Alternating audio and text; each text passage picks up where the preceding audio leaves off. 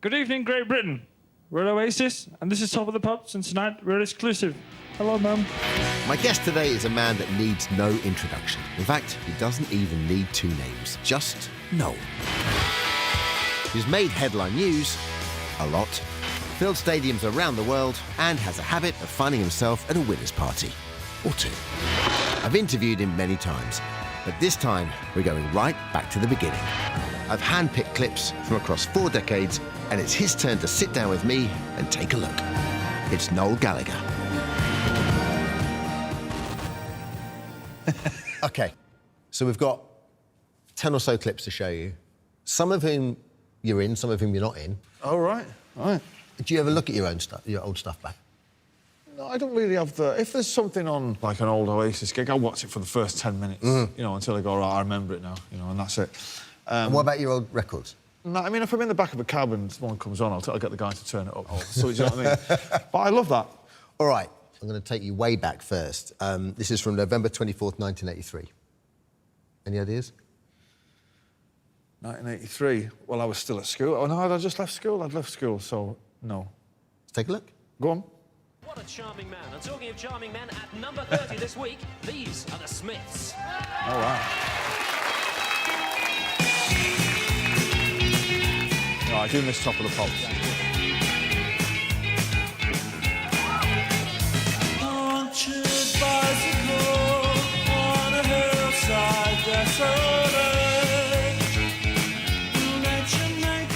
I vividly remember seeing Johnny and Morrissey on the TV first, and that was like, wow. Was that the definitive performance that made you want to pick up a guitar?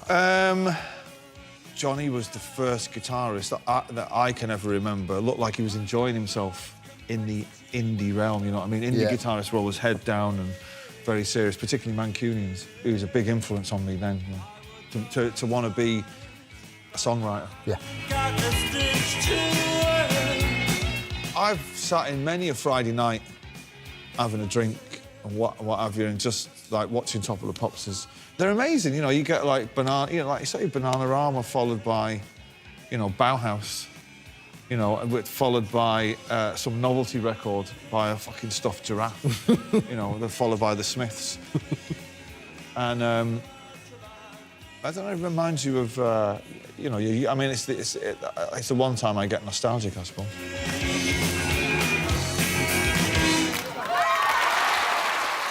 What was music like in your house? My dad was a DJ. He worked in the Irish Social Club, so he was playing country and western music. Sort of the big sort of show band stuff, like Big Tom and the Mainlanders. Yeah, and Big Tom, yeah. But there was my aunties and my mum and dad used to go out dancing to the Irish social clubs in Manchester, and we used to go along with them sometimes on a Sunday afternoon. Yeah. Sit there in these Irish social clubs drinking lemonade and eating crisps. And that's where my first experience of live music come from, would be like 4 or 5 Irish guys, you know, playing Catch Me If You Can, you know, on the stage. What, the old Catch Me If You Can? My name is Dan, sure I'm your man, yeah. But I can't remember when I was never into music. It was such an escapist thing.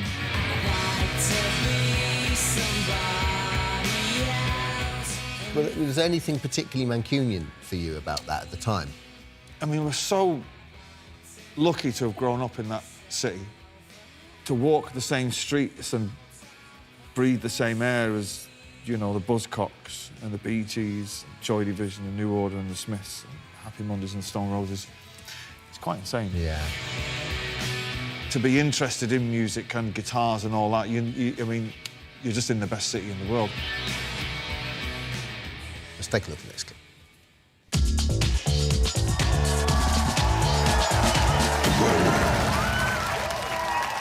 Give it up for Oasis, making their TV debut with Supersonic.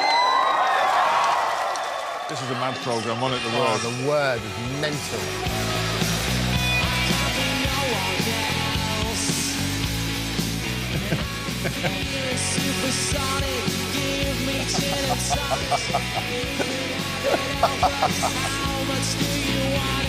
When I watch footage of those days and I see what I was wearing, I always think I'm wearing someone else's clothes. Someone who's... Because they're so big? Yeah, someone who's 2 stone heavier than me and 4 foot taller. What was it like getting booked on The Word as your first TV performance? Well, at this point, we were... So what year was that? 94. 94. Right, so we've been rehearsing, like, literally 5 nights a week for 3.5 years. We were brilliant live. We were amazing.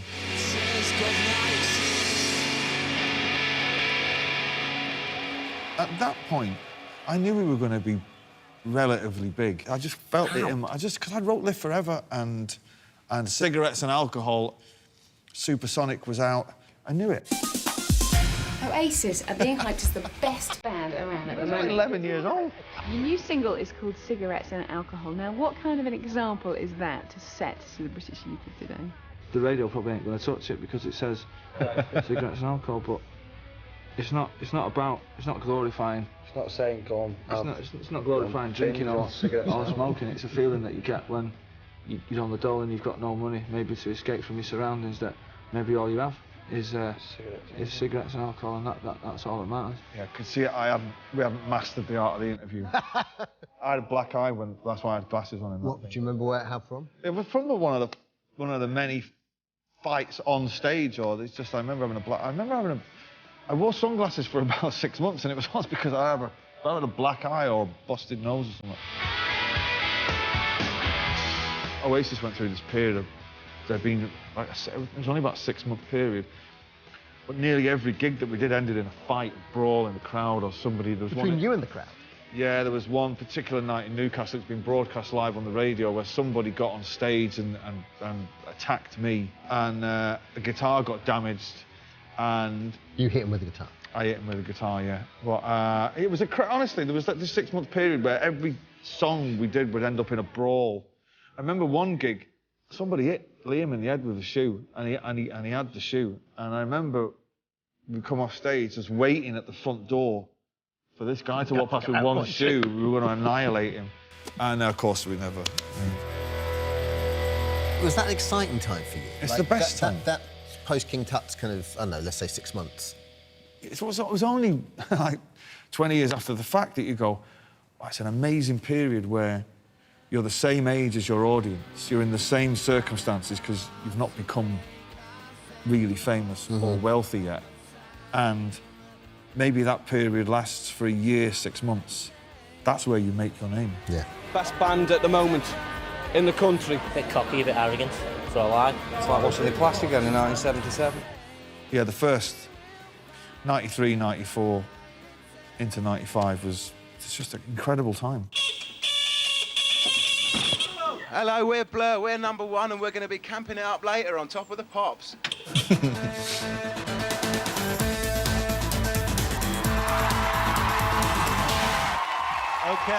so never in the field of human conflict, blah, blah, blah. All I can say about all this Battle of the Bands business is, if there's any winners at all, it's you lot out there, because you're getting loads of good music to listen to. So, straight in at number 2, this is Oasis.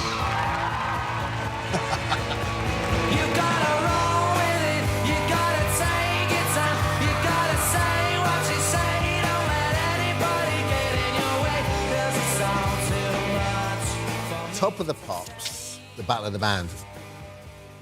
It was ridiculous, really. But that whole part of the Brit pop thing was so unnecessary. Because? Because, well, this was going to be our single from the record, and then some people come down from creation and said, Blur are putting a single out on that day too. And I'm like, all right. So we decided to put it back a week, and then they called up and said, well, they've put theirs back a week now. And we were like, oh. And I think there was about a week where we were wholly uninterested in it. We were like, whatever, we're not bothered. And then the whole thing started to catch fire. And then we got interested in it pretty quick. And of course, if anybody starts a fight with me, well, it's fucking on. Another battle. 2 of Britain's most popular pop groups have begun the biggest chart war in 30 years. The Manchester band Oasis and their arch rivals Blur released new singles today, each hoping to reach the #1 spot next week. The music industry hasn't seen anything like it since the Beatles fought it out with the Rolling Stones in the 60s. But it was the whole shame about the thing is the 2 songs are shit. That's it. You know, if it was like Cigarettes and Alcohol and Girls and Boys, fair enough. Country House is fucking dog shit. Roll With It is like has never been played by anybody since the band split up, so that tells its own story. You know, I'm sure you like and rate Damon and have done for a while. Yeah, we've become He's a good guy. We've become friends. So when did that amends happen? Do you think? And do you just put that down to like angry young man stuff? I put it down to. Like me and Vernon Kay back in the day. I put it down to lots of little different things: drugs, alcohol. Us all moving in a very, very small circle. But years later, we happened to pass each other in the corridor. And we kind of went, oh, no way. And then we went to the bar and got a drink. And the first thing we spoke about was how great all that was. You know, we never mentioned the insults and all that kind of thing. Still haven't. Yeah. So, yeah, it's great, yeah. All right, let's take a look at the next clip. Am I in this? This is great. Who's he? Martin Enfield. Evening, welcome to Northwest Tonight. Manchester's most famous sons returned home today. This weekend, Oasis will perform before 80,000 at Maine Road, the home of Manchester City, their favourite football team. They may be as big as the Beatles, but they haven't forgotten their mum. Noel Gallagher's first stop on his return to Manchester was the house in Burnage, where he was brought up. Mrs. Gallagher's had to put up with Oasis fans knocking on her door in the hope of tickets for this weekend's concert. Have there been problems here? Is that why you've been sent here? Do you remember him? Still know him, Rob. Yeah, Aussie Rob, yeah. Have there been a lot of fans turning up trying to get tickets? Thanks very much for your help. Liam and Noel regard this as their second home. They're big Manchester City supporters, and today Maine Road was preparing for 80,000 Oasis fans who'll be at 2 concerts this weekend. It's probably going to be the biggest day of our lives anyway, until we do it next time. In the last few days, there've been a lot of your fans round at your mother's house. Well, there's no tickets left, so don't bother coming round. Right, then Mrs. Gallagher doesn't have any tickets. Parties, like parties, isn't it?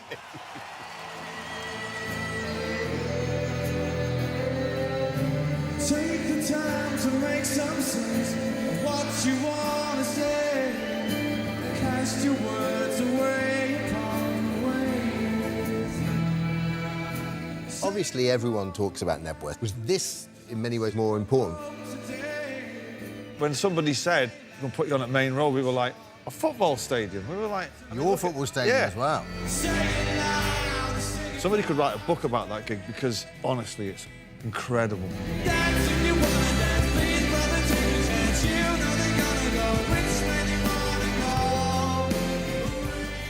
When we were doing... These gigs were in April, right?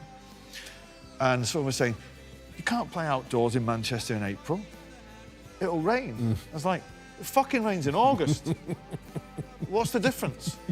And like, it'd be freezing. I was like, well, wear a coat. You always wear coats? Yeah. I think it was just I think it's a Mancunian thing is to wear as many coats as possible. You know, just in case you get into trouble and someone's looking for a guy in a green jacket, you could sling that one and you've got a red one on.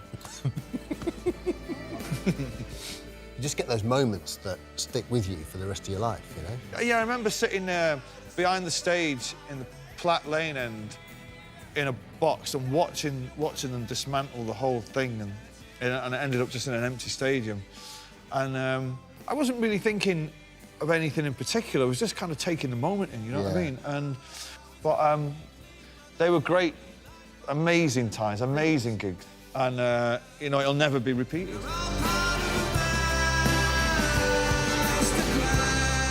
I remember that. I mean, I had my first... I was a runner, researcher, and I just started doing screen tests. I had my first ever pilot in '97.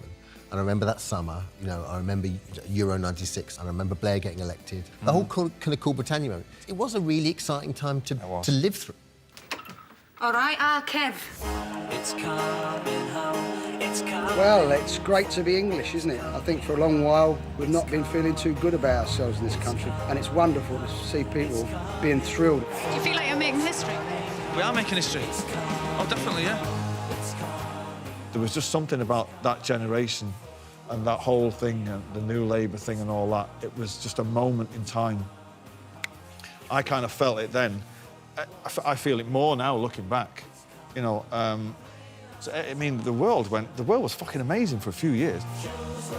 That trip to Downing Street, why wouldn't you go? You know, I'm too nosy to turn that invitation down. Of course. So we went there. Yeah. And I remember kind of wandering around number 10 and number 11. And just wandering around, you know... Taking it all in. A little bit pissed. And Piers Morgan had wrote a book where he said that I was walking around with a magic marker trying to find Margaret Thatcher's portrait to draw a tash on her. Which is a great story, and I sincerely fucking hope it's true. But I knew we were going to get slagged off for it, and McGee was like, no, I don't think we will. Even at the time? Yeah, I remember us being stood on the doorsteps at the end when we were coming out and saying to McGee, we're going to get slated for this. And he's like, no, I don't think we will. And I was like, I can feel it. Embarrassment at inquest at Broadcasting House, the home of BBC Radio today. How was it that the Gallagher brothers of Oasis were able to spend the best part of an hour sitting in a Radio 1 studio, effing and blinding, praising drugs and threatening violence at 8 in the evening? Are these the people we want vaunted on the front of magazines as the epitome of cool new Britain? But then Tony Blair, who says he's serious about fighting drugs, had been happy to invite Noel Gallagher to Downing Street. This was the musician's explanation of that visit. Have you been to 10 Downing Street? No. Well, I have, so shut it. Anyway, I'll be Lord Mayor of London within the next 6 months. And creatively, in terms of where you were here, was that the sort of period of excess where you started to... Or... I was a bit lost at this point, and I'm starting to be just drinking and be out on drugs all the time. Like, not a day would go past where I wouldn't wake up with a hangover, you know. Drugs, it's like, you know, it's like getting up and having, you know, it's like getting up and having a cup of tea in the morning. It's a bit early in the midnight hour for me. With the whole Be Here Now, do you ever listen to that and go, actually, there's some good tracks on there? No. You know what I mean? Whatever I had was lost, or I was losing it. And I think that's the full stop of Britpop. Do you think you should have done Master Planners now? Yeah, of course. That's the one, the one regret I have as a songwriter.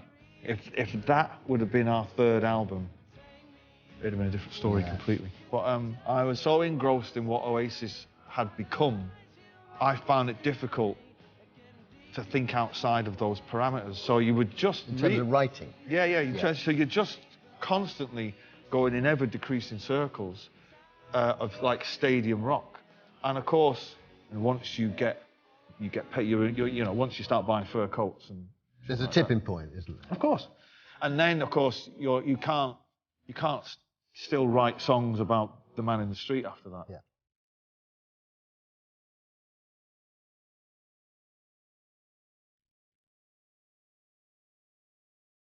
Were you enjoying it there and then?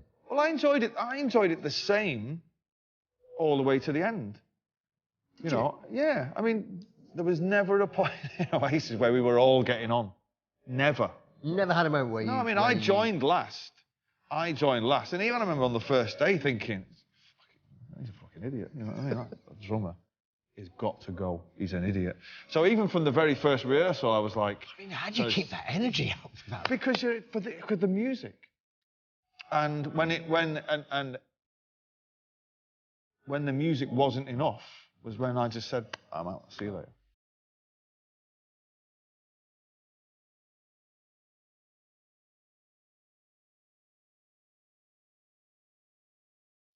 Here, Noel Gallagher has announced he's quitting the band Oasis. He says he can no longer work with his brother Liam after a series of rows. Last night, the band cancelled a performance in Paris. Had you played that Paris gig, when you walked, do you think you'd still be together now, or...? I think, yeah, probably. I think if we'd have done that gig, yeah, we'd have probably had a year off and then just... Carried on. But what would usually happen at the end of a tour is everybody would leave the band. I'm leaving, that's it. And then you'd have 6 months off and then someone would be like, what, are we doing anything? Yeah, but you left. You mean leave? Yeah. Just leave. I just meant just leave for a bit. But then do you think if you hadn't been brothers, you'd have stayed together as long as you did as the band? That's a good question. If he wasn't my brother, we'd have probably got on better. The fact that me and him were brothers, it only really meant that we could say things to each other that no one else could say. But I would never put my arm around him and say, you might want to do this, I might want to do that, because, you know, he's not the kind of guy that you can reason with. But I'm glad it happened, and it was meant to happen for a reason. I absolutely believe that. We were seen as pretty good when we were together, that band. We're fucking twice the band we are now. We've been split up for 10 years. Because you're like, you know, you're not around, and people know what they've missed, you know. And now with High Flying Birds, I'm in a fucking great position. You can tell that, though. Yeah, everything is on the table.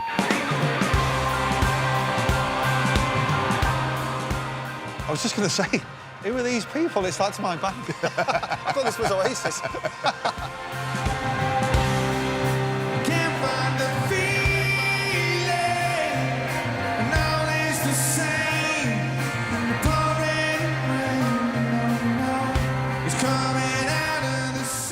I remember being at home and I wasn't really thinking of... I was still writing and all that. I wasn't really thinking of doing it.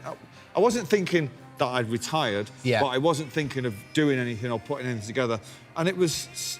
My missus does that thing that your missus does when you've been around the house for longer than they think you should have been. They'll do that. So I was thinking, what are you going to do?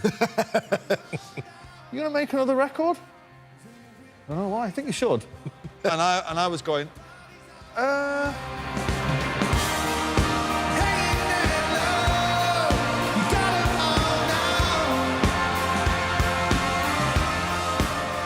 So within 6 months, I'm playing the O2, and I'm like, I remember going out on stage that night and seeing it, and it's huge, and I'm thinking, fucking hell, I mean... You almost had to train yourself to be a lead singer, no? That started in 1994. Oh, my throat's hurting.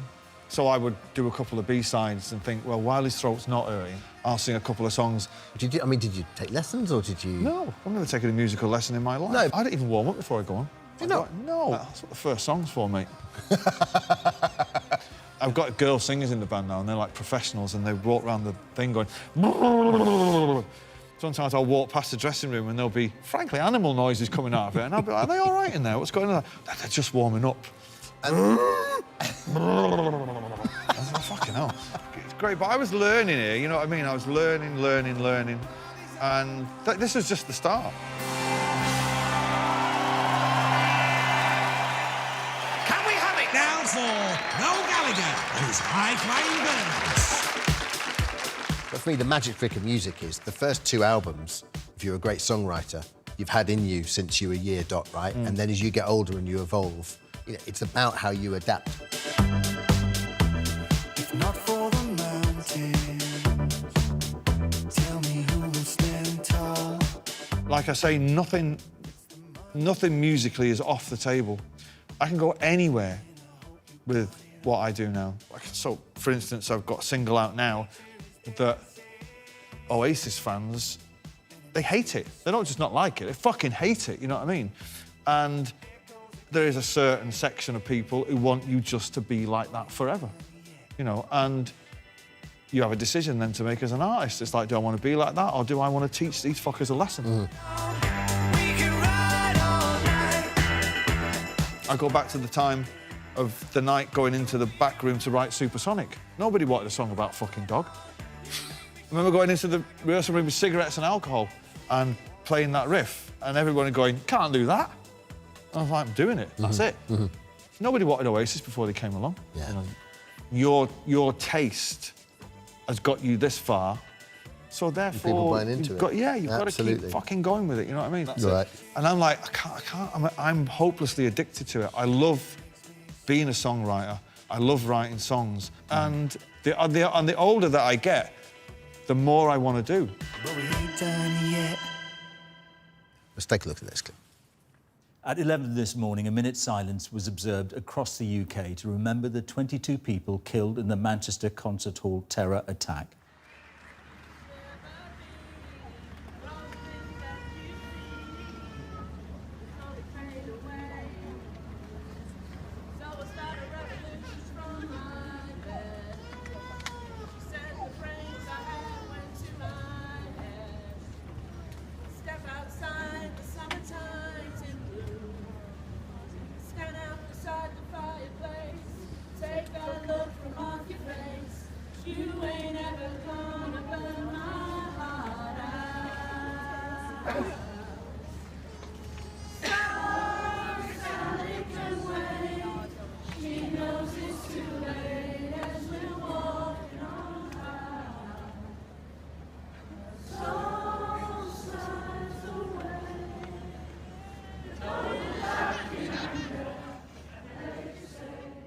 I was watching that live. You're joking? I was watching that. I happened to be watching it at home. And I was, well, speechless, you know what I mean? I was kind of... Yeah, it's a tragic... I mean, it's such a tragic event. It really brought it home to me that in times like that, community leaders and politicians and fucking this, that, and the religious leaders were all trying to bring people together and coming out with the same old bullshit, you know, we will stand for... And it took a song to bring people together.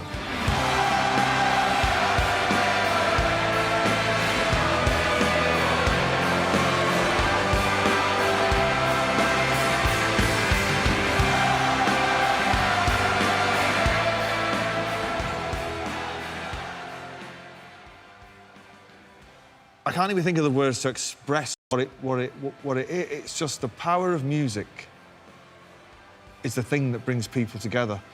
And without being an extraordinary song, it's an extraordinary thing.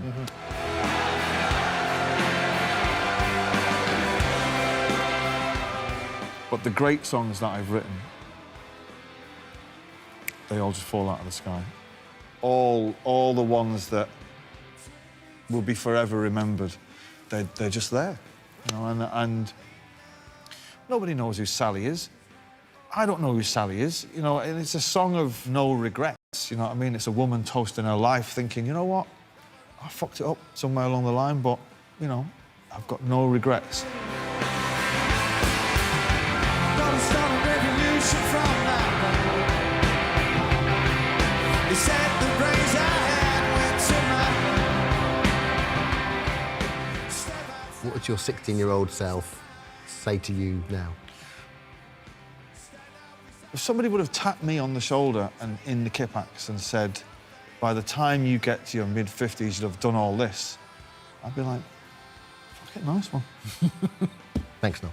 Pleasure, man. Really enjoyed it. Nice one, man.